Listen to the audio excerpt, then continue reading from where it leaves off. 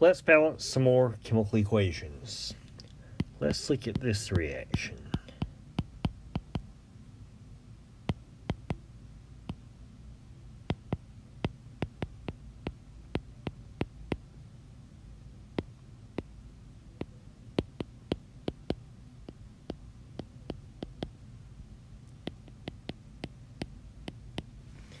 Sodium hydroxide, this is solid,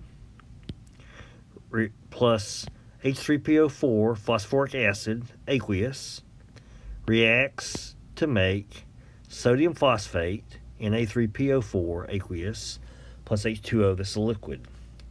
So I've included these notations that are for solid and liquid, and the aqueous means that it's dissolved in water. And so sodium hydroxide plus phosphoric acid makes sodium phosphate plus water. It takes lots of words to write that out.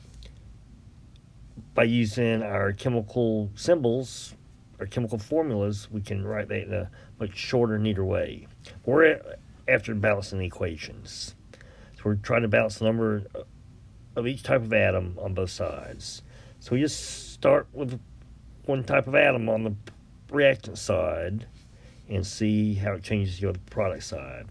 So let's look at the sodium and sodium hydroxide. I've got one sodium on the reactant side. Product side, I've got 3. So let's try putting a 3 in front of the sodium hydroxide. A little trick here, I could try to balance the oxygens, that's next in the sodium hydroxide. But also notice that here I've got a polyatomic ion, this PO4. And so let's try to keep, whenever you have a polyatomic ion and we can see it on both sides, let's just keep those as a single entity. Think of that as a single entity. And so the PO4 and the PO4 now balance on each side. So if I look back at this oxygen, I'm only going to be concerned with the oxygens in the sodium hydroxide. I've got 3 of those. And in the water on the right-hand side, I've only got 1. So I need to increase the number of oxygens on the product side. So I'm going to try a 3 in front of the water. Now let's see about our hydrogens. I've got 3 hydrogens from the sodium hydroxide, 3 from the phosphoric acid, so that's 6 hydrogens. And then if I look at my water, 3 times 2 are 6 hydrogens. So methinks we've got this guy balanced, but let's make sure. 3 sodiums. Now I'm counting up the atoms on the reactant side. So 3 oxygens from the sodium hydroxide, and if I add 4 from the phosphoric acid, that gives me 7 oxygens. Then I add up my hydrogens, 3 hydrogens from the sodium hydroxide, 3 from the phosphoric acid, that's 6 hydrogens, and I've got 1 phosphorus atom on the reactant side. Product side, once again, 3 sodiums, I've got 1 phosphorus, and if I look at the oxygens, I got 4 from the phosphoric acid and 3 from the water, so that's 7 oxygens. And I add up my hydrogens, and I got 3 times 2 is 6 in the water, and voila, everything is balanced. This is a type of reaction. You'll come to learn that sodium hydroxide is a base, phosphoric acid is an acid, so this is an acid-base reaction or a neutralization reaction.